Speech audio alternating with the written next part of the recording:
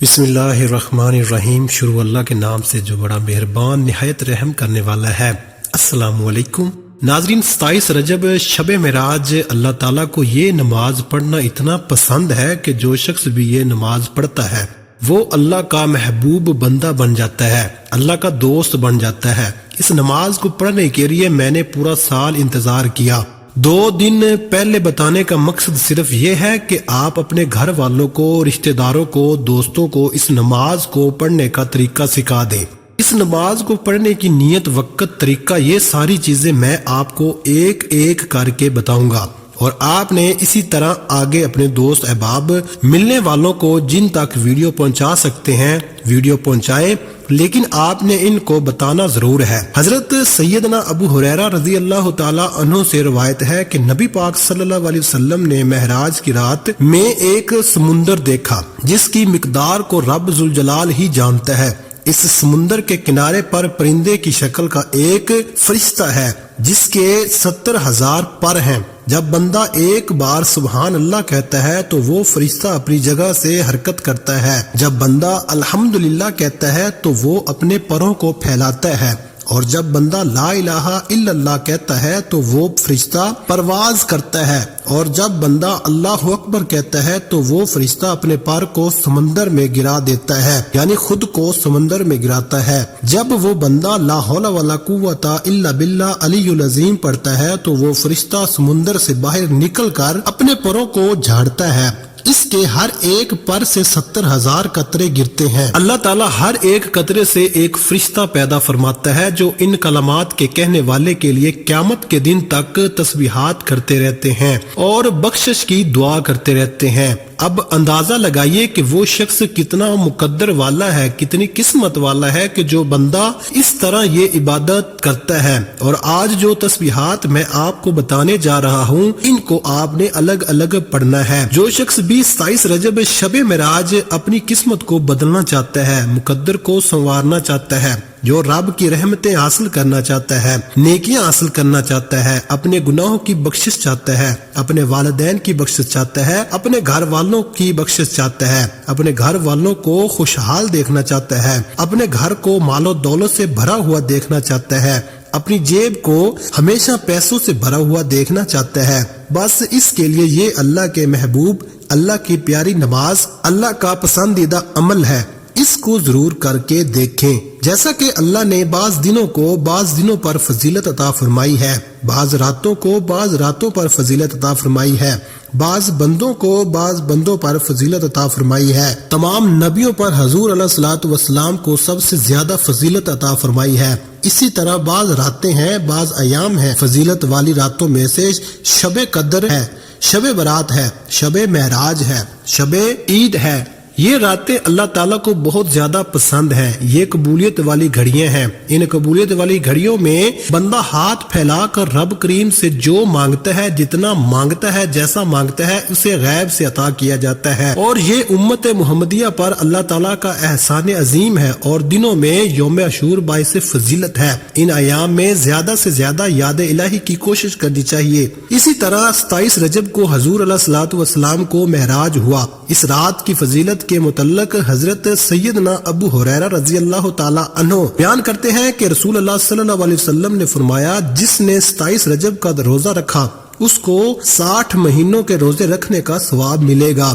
اسی طرح حضرت جبرائیل علیہ الصلوۃ والسلام نے بارگاہ نبوت میں حاضر ہو کر آقا علیہ الصلوۃ والسلام کی بارگاہ میں رسالت لے کر نازل ہوئے تھے۔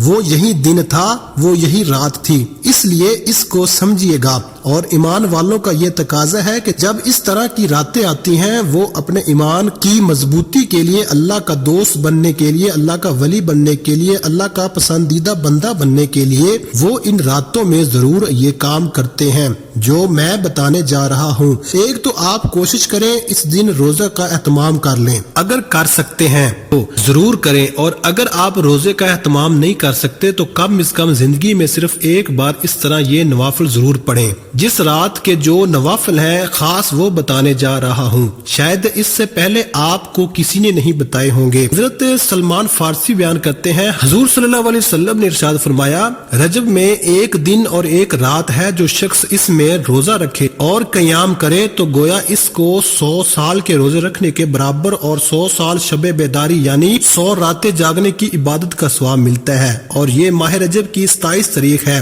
دوستو، رجب میں ایک رات ایسی ہے اس میں ایک نیک عمل کرنے والے کو 100 سال کی نیکیوں کا ثواب ملتا ہے، اور اسی طرح یہ وہ بابرکت رات ہے جس میں ہم نے یہ نوافل پڑھنے ہوں گے۔ اس کے بعد کچھ تسبیحات پڑھنی ہوں گی، وہ بھی آپ نے اسی جگہ بیٹھے بیٹھے پڑھنی ہے۔ نوافل کا بالکل آسان سا طریقہ ہے۔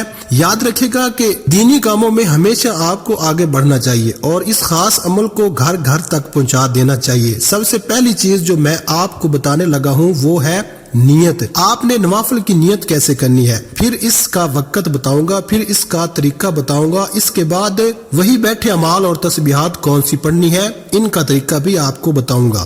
اب ذرا دھیان اور توجہ سے سن لیں۔ آپ اپنے گھر میں بیٹھے ہیں یا مسجد میں عبادت کر رہے ہیں، میں تو کہوں گا کوشش کریں یہ نفلی عبادت آپ اپنے گھر میں کریں۔ خواتین اپنے گھر میں کریں، مرد حضرات مسجد میں کرنا چاہتے ہیں تو مسجد میں کر لیں، اگر گھر میں کرنا چاہتے ہیں تو گھر میں کر لیں۔ اس کی ترتیب اور طریقہ کار بالکل آسان سا ہے۔ آپ نے سمجھنا یہ ہے، آپ نے یہ کتنی رکعتیں پڑھنی ہیں، 2 پڑھنی ہے یا 4 پڑھنی ہے۔ بعض لوگ 4 اکٹھی بھی پڑھتے ہیں، لیکن اس میں آپ نے صرف 2 رکعتیں کر کے پڑھنی ہوں گی، یعنی کہ 2 رکعت نماز نفل، یعنی کہ 2 رکعت نماز نفل اس رات کے، ٹھیک ہے۔ اس طرح کی نیت کر سکتے ہیں اور حاجت کا ارادہ بھی کر سکتے ہیں۔ یہ محتاجی سے بچنے کا نسخہ بتا رہا ہوں۔ اب آپ نے کیا کرنا ہے، سب سے پہلی بات آپ نے 2 رکعت نفل نماز کی نیت کرنی ہے۔ نیت آپ نے کیسے کرنی ہے یہ سن لیں۔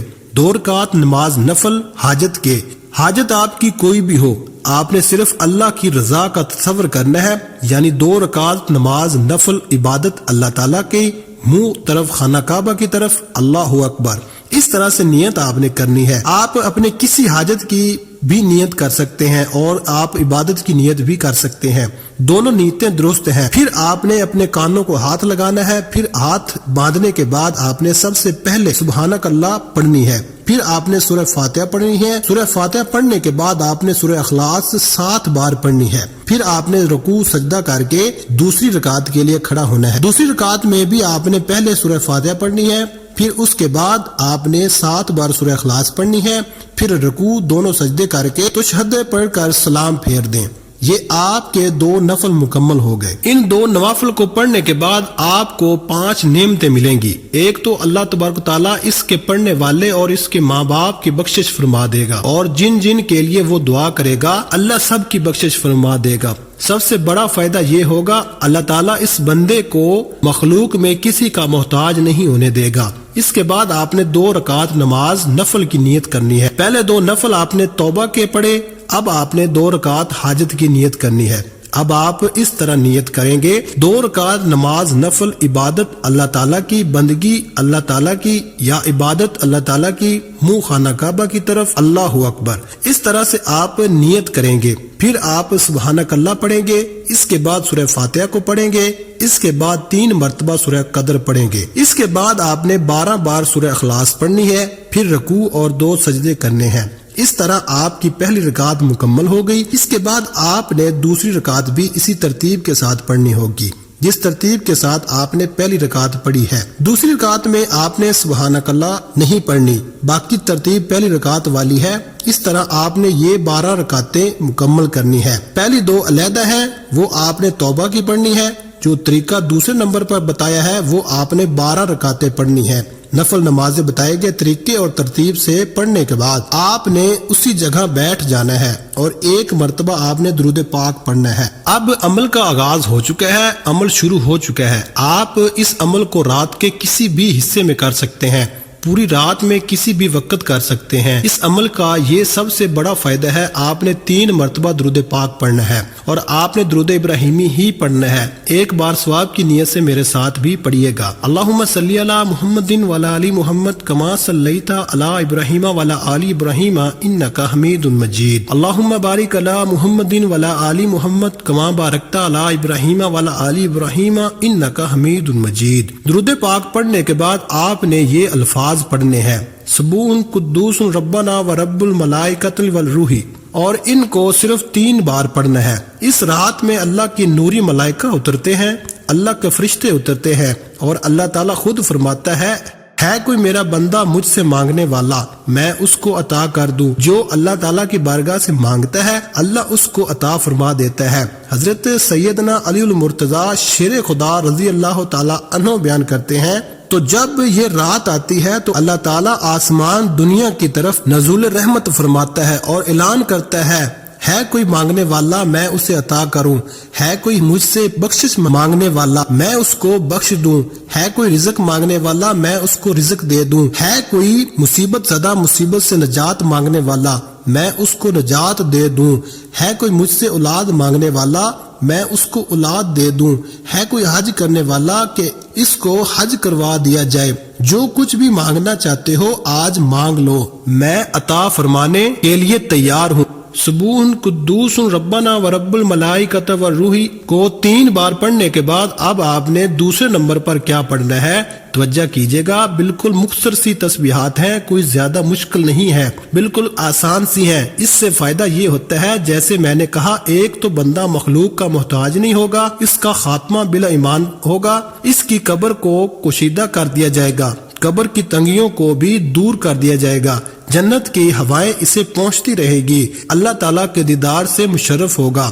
کتنے بڑے بڑے فائدے اس عمل کے اندر موجود ہیں۔ میں نے آپ کو وقت بتا دیا، نیت بتا دی، طریقہ بتا رہا ہوں۔ اب اس کے بعد آپ نے دوسرے نمبر پر جو تسبیح پڑھنی ہے وہ یہ ہے، یہ الفاظ آپ نے پڑھنے ہیں: ربی اغفر ارحم وانت خیر الراحمین۔ ان کو بھی آپ نے صرف 3 بار ہی پڑھنا ہے۔ اس کے بعد آپ نے درود پاک پڑھنا ہے۔ درود پاک آپ کوئی سا بھی پڑھ سکتے ہیں جو آپ کو یاد ہو، آپ درود ابراہیمی بھی پڑھ سکتے ہیں۔ درود پاک آپ نے 100 بار پڑھنا ہے۔ پھر اس کے بعد آپ نے استغفر اللہ ربی من کل ذنب واتوب علیہ 100 بار پڑھنا ہے۔ پھر اس کے بعد آپ نے تیسرا کلمہ پڑھنا ہے، سبحان اللہ والحمد للہ ولا الہ الا اللہ واللہ اکبر۔ تیسرا کلمہ بھی آپ نے 100 بار پڑھنا ہے۔ اگر تو آپ واقعی سنجیدہ ہیں اور واقعی ہی اس رات کی ساری برکتیں اور ایک خاص عمل لینا چاہتے ہیں تو پھر آپ نے سارا عمل بتائے گئے طریقے اور ترتیب سے لازمی پڑھنا ہے۔ اس کے علاوہ کوئی نفل پڑھنے کی ضرورت اور حاجت نہیں پیش آئے گی۔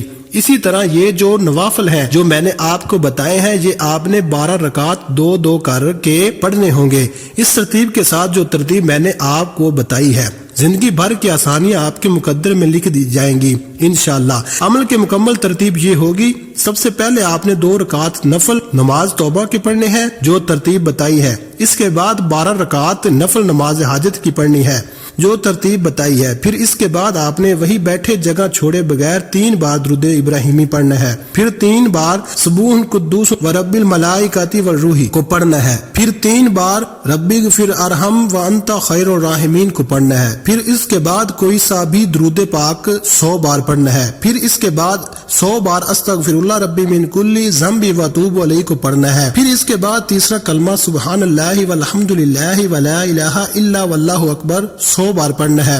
یہ عمل مکمل ہوتے ہی آپ نے فوری طور پر اپنے گناہوں کی سچی توبہ بھی کرنی ہے۔ بعض اوقات انسان کے اپنے گناہوں کی پکڑ کی وجہ سے وظیفہ ضائع ہو جاتا ہے۔ وظیفوں کا فائدہ نہیں ہوتا جب تک آپ رب کی پکڑ میں ہیں۔ آپ کے گناہوں کی پکڑ کی وجہ سے آپ کبھی بھی کامیاب ہو نہیں سکتے۔ اس لیے جتنا جلدی ہو سکے آپ گناہوں کی سچی توبہ کریں۔ جیسے ہی دل کو سکون مل جائے کہ رب کریم نے سچی توبہ قبول فرما لی ہے، پھر ضد کر کے مانگیں، پھر آنکھوں میں آنسو لیے مانگیں۔ آپ جو مانگیں گے، جتنا مانگیں گے، میرا رب بہتر نہیں بہترین سے نوازے گا انشاءاللہ۔ ضروری نہیں کہ ہاتھ اٹھا کر دعا کریں، سجدے میں چلے جائیں، سجدے میں جا کر دعا کریں، دیکھیں کتنی جلدی آپ کا کام بنتا ہے۔ وہ رب تو دینے کو تیار بیٹھا ہے، وہ رب تو چاہتا ہے کہ اے انسان میرے گھر آ، میرے گھر میں آ کر عبادت کر اور توبہ استغفار کر، پھر تو جو مانگے گا تجھے دوں گا، لیکن شرط یہ ہے کہ میرے پاس آنا پڑے گا۔ مجھے منانا پڑے گا، پھر تو جو مانگے گا میں تجھے عطا کروں گا۔ دعا ہے کہ رب کعبہ میرا سنانا اور آپ کا سننا اپنی پاک اور بلند بارگاہ میں قبول و منظور فرمائے، جو مانگا مقدر فرمائے، جو نہیں مانگ سکے بن مانگے عطا فرمائے، آمین ثم آمین۔ ناظرین، اپنے رزق میں برکت، وسعت اور کشادگی کے لیے اللہ تعالیٰ کے 99 ناموں میں سے کوئی ایک نام کمنٹ میں ضرور لکھے۔ جزاک اللہ خیرہ۔ اللہ تعالیٰ ہم سب کا حامی ناصر ہو، آمین۔ اپنا بہت سارا خیال رکھیے گا، ہمیشہ ہنستے رہیں، مسکراتے رہیں، خوش رہیں، آباد رہیں، اور مجھے بھی اپنی نیک دعاؤں اور نیک تمناؤں میں لازمی یاد رکھیے گا۔ ملتے ہیں کسی اگلی ویڈیو میں ایک نئے وظیفے کے ساتھ، تب تک کے لیے اللہ حافظ۔ السلام علیکم ورحمۃ اللہ وبرکاتہ۔